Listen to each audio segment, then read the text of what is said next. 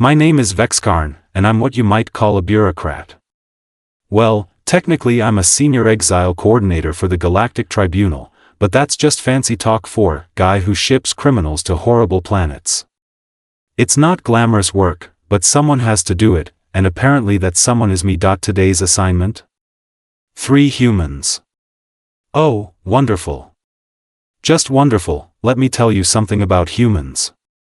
They're supposed to be these fragile little creatures from some backwater planet called Earth. Class G Deathworld, sure, but nothing too serious. I mean, it's not like they evolved on a planet where literally everything is trying to kill them. Oh wait, they did. Fantastic. The first human shuffled into my processing chamber wearing those ridiculous orange prisoner garments. Marcus Blake, according to his file. Convicted of aggravated assault on a Zentari diplomat. Apparently, he'd punched Ambassador Zilthok so hard that the poor Zentari's exoskeleton cracked. Now, Zentari shells are supposedly harder than military-grade armor plating, but sure, let's just ignore that little detail. So, I said, tapping my claws against my datapad, Kepler 442c. Lovely planet. Acid rain, carnivorous plants, gravity that's 3 times what you're used to. Should be fun. Marcus just grinned. Actually grinned. Sounds like Australia, he said. That I blinked all 4 of my eyes. Excuse me? Australia. Continent back on Earth. Everything there wants to kill you too. Spiders the size of dinner plates, snakes that can drop you in 30 seconds, jellyfish that turn your blood into soup. Good times. This was going to be a long day. The second human was Dr. Elena Vasquez, a xenobiologist who'd been caught smuggling endangered Rigelian crystal moths. She seemed more reasonable than Blake, quietly reading some sort of scientific journal while waiting her turn.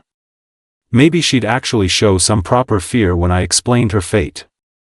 Dr. Vasquez, I began, you'll be joining Mr. Blake on Kepler 442c. The ecosystem there is challenging. Atmospheric composition is toxic to most species, the local fauna has evolved specifically to consume off-worlders, and the planet's magnetic field causes severe neurological disruption. She looked up from her reading. Fascinating. Do you have any preliminary biological surveys? I'd love to see the adaptation mechanisms these creatures have developed. I stared at her. They want to eat you, Doctor. Well, yes, but the evolutionary pressures that would create such aggressive xenophagic behavior must be extraordinary. This could be the discovery of a lifetime. The third human was Tommy Chen, a 17-year-old who'd been caught hacking into the Central Banking Consortium's mainframe. Just a kid, really. Surely he'd show some normal, rational terror when faced with exile to a death world. Tommy, I said, trying to sound somewhat sympathetic, I know you're young, but the tribunal's decision is final. Kepler 442c is where you'll be spending the rest of your probably very short life. Tommy looked up from his handheld gaming device. Cool. Does it have Wi-Fi? Wi-Fi? It's a death world. There's no infrastructure, no communication networks, no internet. Got it. Guess I'll have to go old school. He pulled out what looked like a small toolbox. Good thing I brought my electronics kit. Should be able to rig up something basic with the ship's comm array. The ship's comm array will be destroyed after you're dropped off. Yeah, but the components will still be there. Little rewiring, maybe salvage some power cells shouldn't be too hard. I set down my datapad and rubbed my temples with all 6 of my manipulator arms. This was not going according to protocol. Exiles were supposed to beg, cry, or at least show some basic survival instinct. These humans were acting like I just told them they were going on vacation. Perhaps, I said slowly, you don't understand the severity of your situation. Kepler 442c has a 98% mortality rate for exiled species. The longest any sentient being has survived there is 6 days. 6 days. Marcus cracked his knuckles. What's the record holder? A Thraxian warrior monk. Highly trained, genetically enhanced, equipped with military-grade survival gear. And he lasted 6 days? Yes. Huh. Challenge accepted. Dr. Vasquez leaned forward. What killed him? I checked my notes. Consumed by a swarm of indigenous acid beetles while attempting to construct shelter. Acid beetles? Oh, this planet just keeps getting better. I wonder if they're related to the sulfur wasps of Rigel's 7-inch. Tommy had apparently tuned out the entire conversation and was now taking apart his gaming device with a tiny screwdriver. Hey, Mr. Bug Guy, does this death planet have any metallic or deposits? I'm going to need some copper wire. Mr. Bug Guy? I am a senior exile coordinator with over 2 centuries of experience in, right. Sorry. Mr. Senior Bug Guy. About that copper? I wanted to scream. In all my years of processing exiles, I'd never encountered anything like this. Krillian death cultists showed more fear than these humans were displaying. The transport ship arrived right on schedule. Captain Vorkos, a grizzled old Altarian with more battle scars than common sense, looked over the manifest with obvious distaste. 3 humans?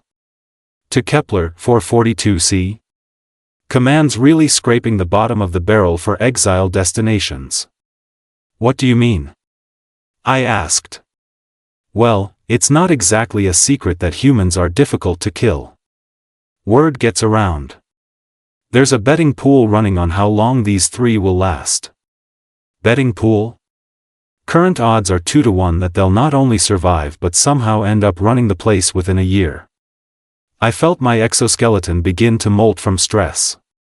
That's ridiculous. It's a death world. The very atmosphere is poisonous. Captain Vorkos shrugged. Tell that to the humans who got exiled to Proxima Centauri D, supposedly impossible to survive there too.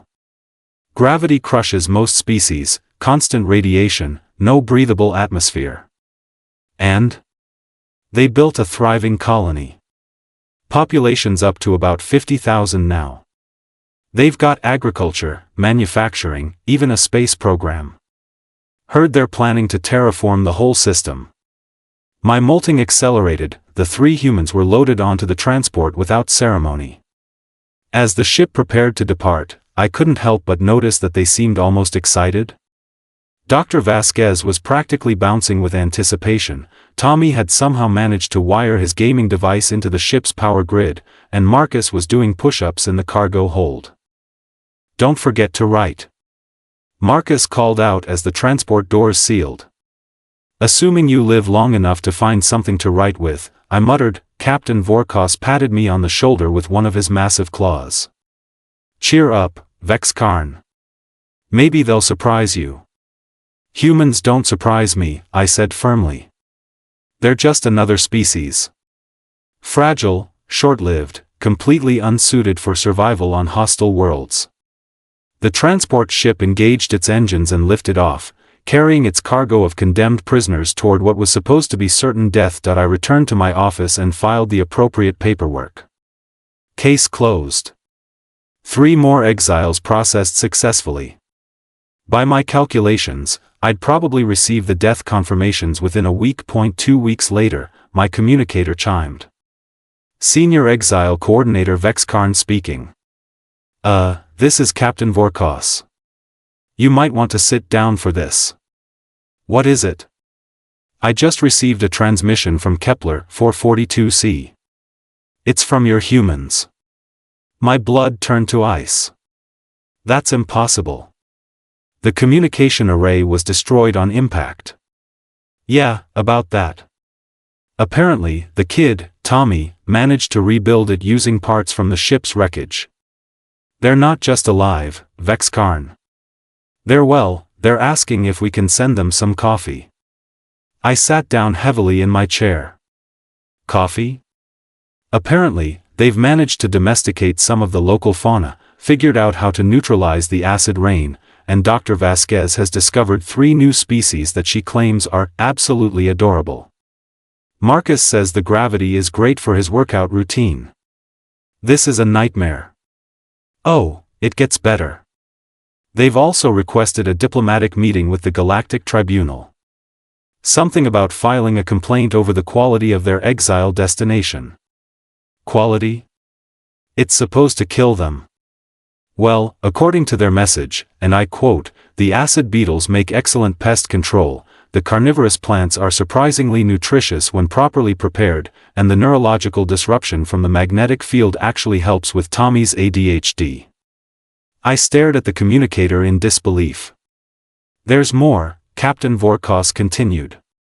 They're planning to establish a permanent settlement.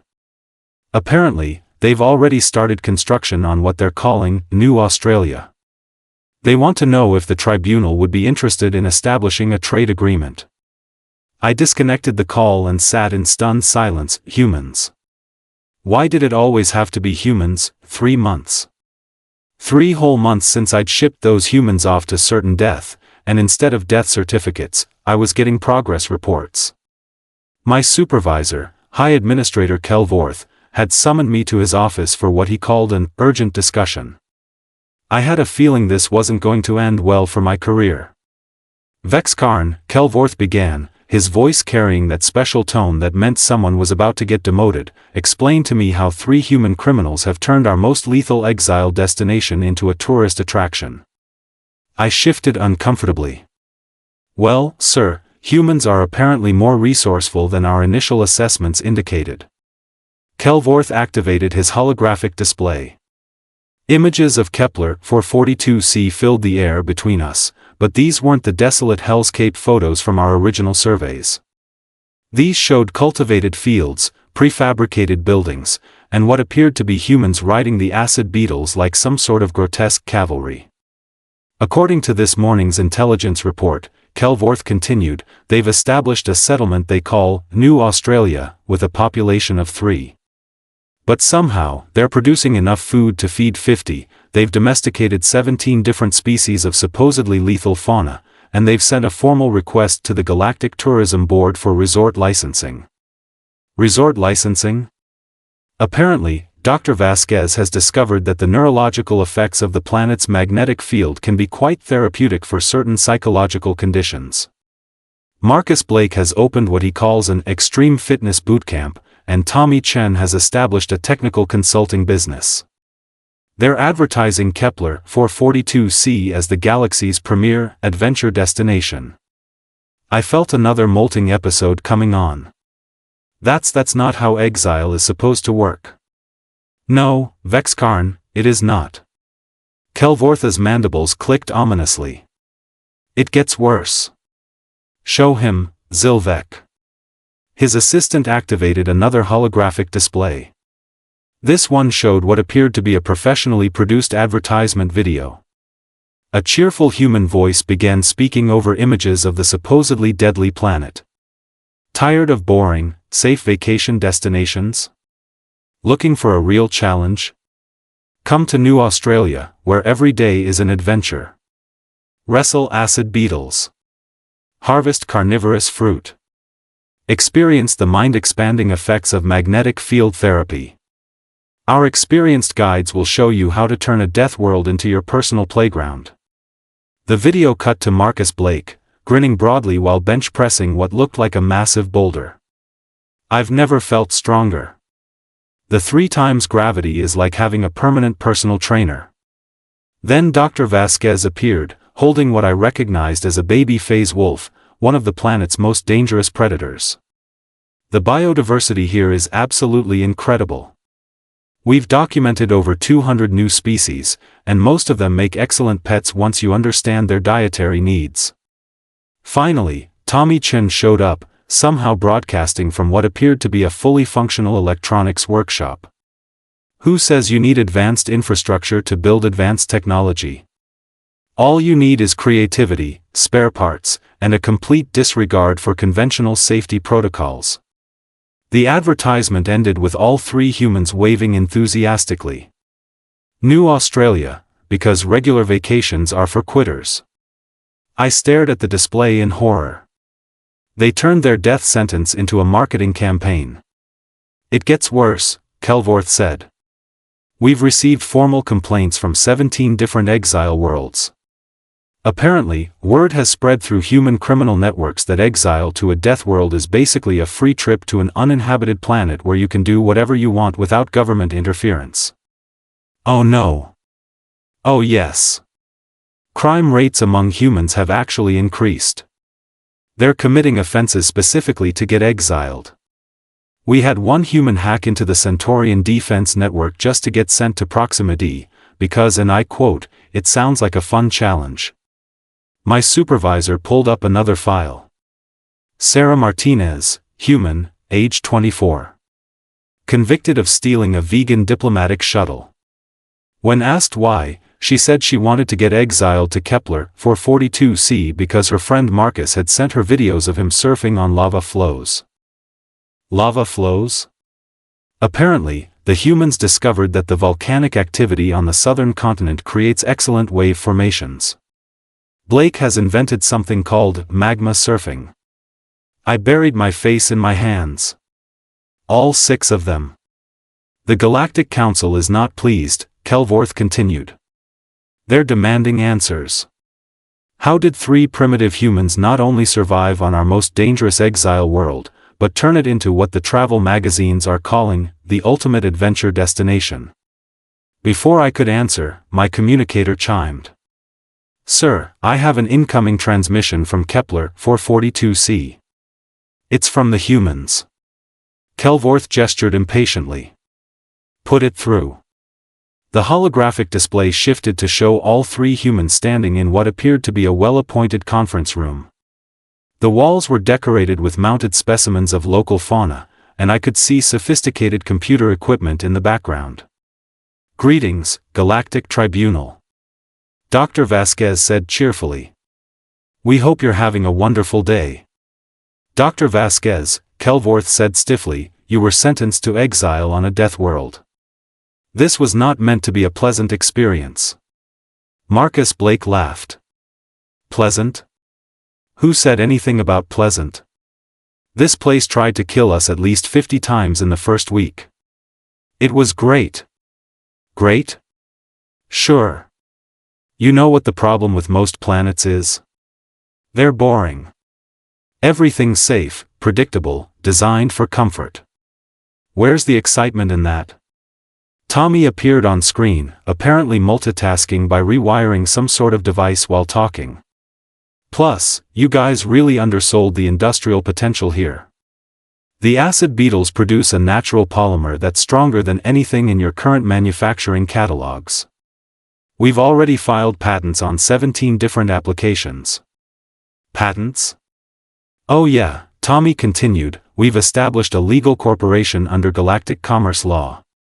New Australia Enterprises. We're expecting our first quarter profits to exceed 12 million credits. I felt my exoskeleton beginning to crack under stress. Dr. Vasquez stepped forward.